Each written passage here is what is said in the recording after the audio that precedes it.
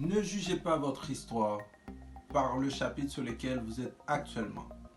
Pourquoi je vous dis ça? C'est parce que le chapitre sur lequel que vous êtes actuellement ne définit pas votre avenir. Ce chapitre-là ne définit pas qui vous allez être dans 4, 5 ans ou dans 10 ans. Alors ne laissez pas une situation changer votre vie ou ne laissez pas une situation décrire ou prédire votre futur. Vous êtes capable de changer votre futur. C'est à vous de changer votre futur. C'est à vous d'écrire votre histoire. Ne laissez pas quelqu'un ou une situation écrire votre histoire. J'ai des clients et j'ai également moi-même été dans des situations où je pensais qu'il n'y allait pas avoir de porte de sortie. Comme si c'était la fin du monde et que tout était fini. Et pourtant, la solution était plus proche que je pensais. La solution pour régler ce problème-là était beaucoup plus proche que moi-même je pensais. Des fois, je pouvais être dans une situation où c'était fini.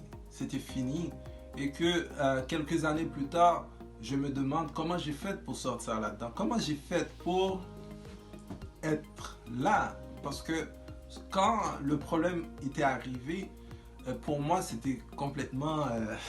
je capotais là, je me stressais à fond parce que je me disais que, écoute, c'est fini. Hein. Qu'est-ce que je vais faire? Qu'est-ce que je vais faire? Qu'est-ce que je vais faire? Mais pourtant, quelques années plus tard, tu te demandes, tu te dis, hein, c'est vrai, il y a plusieurs années, j'étais dans telle situation. Je savais pas hein, comment j'ai fait pour m'en sortir. Mais écoutez, je suis là aujourd'hui, je vis. C'est pour ça que je vous dis aujourd'hui, votre meilleur ami, c'est le temps. Le temps peut tout guérir. Le temps peut tout changer. Le temps change tout. Peu importe la grandeur de la blessure, le temps peut le changer, guys. Moi, je vous dis ça parce que moi, j'ai des clients, j'ai des gens dans mon entourage que ces gens-là, quand il les arrive de quoi, surtout en relation amoureuse, suite à une séparation, la personne sent que c'est fini, sa vie est complètement finie. Si c'est une femme qui a un certain âge, dans la trentaine, écoute, ça va être difficile pour moi, ou encore une femme qui a des enfants, ça va être difficile pour moi d'avoir quelqu'un d'autre dans ma vie.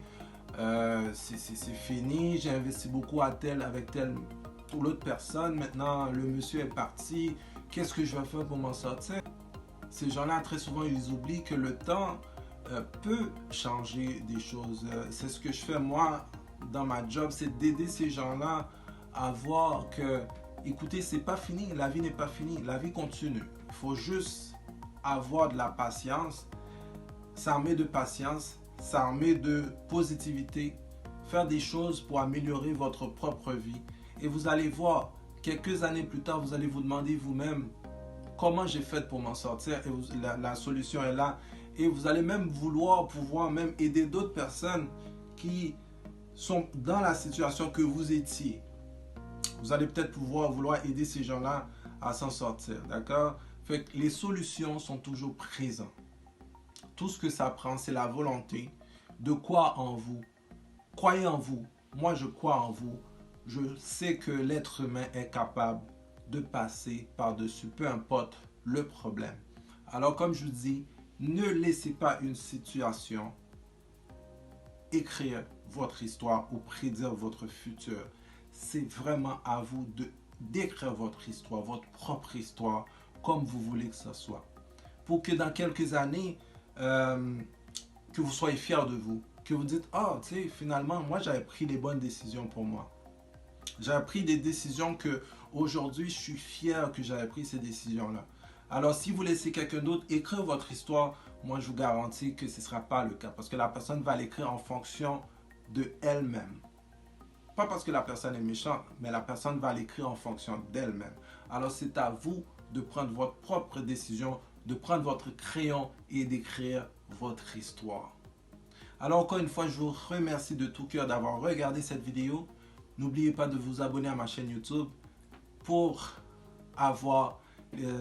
être notifié quand mes autres vidéos vont sortir très bientôt. Je vous remercie encore et je vous dis à très bientôt pour d'autres vidéos. de conseils. Merci, à la prochaine. Au revoir.